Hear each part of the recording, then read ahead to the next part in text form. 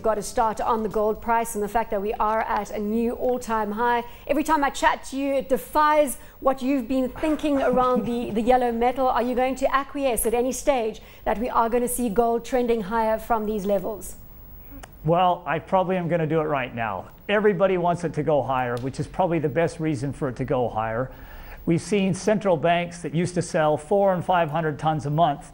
A year. I don't even think they're going to sell 40 tons this year. We know the producers used to sell hundreds of tons a year. Anglo Gold has closed out the world's largest, longest running hedge book. So yes, there's no selling out there. It's speculative demand that's propping it up. But everybody is in concert very bullish that it's going to go to 1,400. So I'm sure not going to go against it.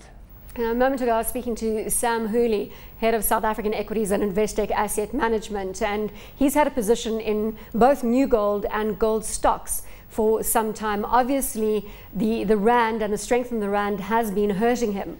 But I'm going to come back to gold stocks in the current environment, because there is that chance that we could see the rand trending weaker if we do see some fallout in the global economy, given the fact that the local unit is widely seen as a barometer of risk. And then you could have a real kicker in the gold stocks on the South African front, couldn't you? Look, very much. And even when I said 2-3 times early in the year that I was wary of buying gold at $1,250, I said a good fund manager never leaves himself too naked. And I said gold stocks were very, very cheap relative to the gold price when it was $1,250. So if you're wrong, at least the gold stocks would make it up. And our gold shares were at, I think, 8 or 10-year lows relative to the Aussie. Now, those gold stocks haven't performed that well, but they've still done, I think, 10-15% this year. The Krugerrand's done 15%. So the all-shares only done about 5 or 6. Sam's not burning because he's in gold. He's up 15% this year. If you were to look at the gold stocks, which would be your favorite? Or can you pretty much go across the board into the majors, your Goldfields, Anglo Gold, Ashanti, Harmony, or is there one that stands out for you? Well, I've been biased towards Harmony for quite a while, like about 25 years. And I still like Harmony. It's got great international assets that are going to produce gold at around $400 an ounce. I think they're not really reflecting the share price. It's got decent gold mines here because it's closed a lot of the low-grade shafts. All it needs is a little bit of a weaker rand. It'll shoot up quickly. But even if the rand just stays here and gold falls 50, 100 bucks, I think Harmony's great value here. But Anglo Gold is not the Anglo Gold we used to know. Mark Cutifani has changed that company so much. It is now near the top of a lot of people's lists.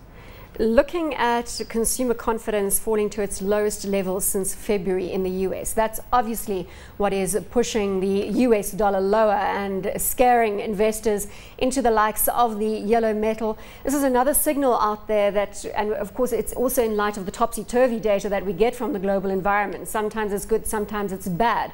But is this now a clear sign that we're in for tougher times, particularly in the US? I think it is, Bronwyn. And if you look at all the signs out there today, big worries in Europe.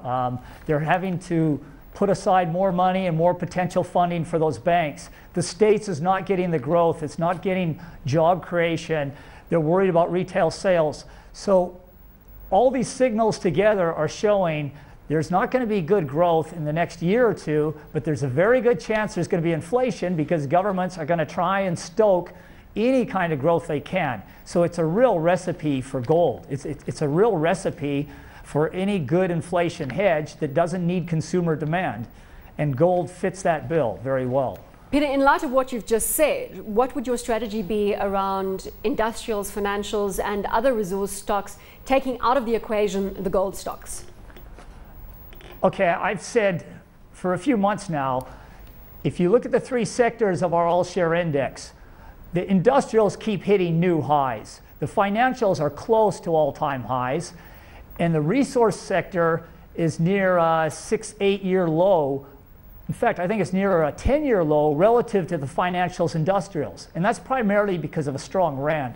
So by buying our resource sector now, which is half our all-share index, you're getting it at almost a 10-year low relative to those other 2 sectors. So any weakness in the rand is going to help it. Any further strength in commodity prices is going to help it. And if these commodity prices just stay where they're at, I think the earnings are going to come through all these mining resource companies. So I think this is the safest of the three sectors right now because you're covered on quite a few bases. Despite that lower than expected consumer confidence, or at the lowest level since February, we've also got negative news out of the US on the housing front, with data showing that single-family US home prices dipped in July. And we know that the first financial crisis started with the housing environment. Could this now be, again, a clear indicator that housing is not recovering? Yeah, I think it's a very clear indicator, Bronwyn.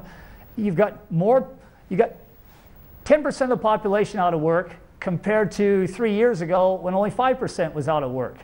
And if you look at people, when they own their house, cannot just leave it because they're going to leave it empty. Who's going to move into it? And that's why you've got houses selling at an average price in Detroit, $15,000, and that was probably the average price in 1960. Because so many Americans own homes, and many Americans own 2 or 3, there's nobody to sell up to. You're afraid to leave, so you can't just go where the jobs are. I think this housing crisis is here for quite a while. And Peter, last night, George Glynis, the MD of ETM, saying brace yourselves for QE3 out of the US. That could potentially be on the horizon. Are you in his camp on this? It sounds like it's a possibility. Yeah, I think I'm in George's camp. They have no alternative in the States. What else can they do? It's going to be, what do they say, unfunded spending. It's literally printing money just to try and keep the patient alive and buy time. And time might be a couple of years.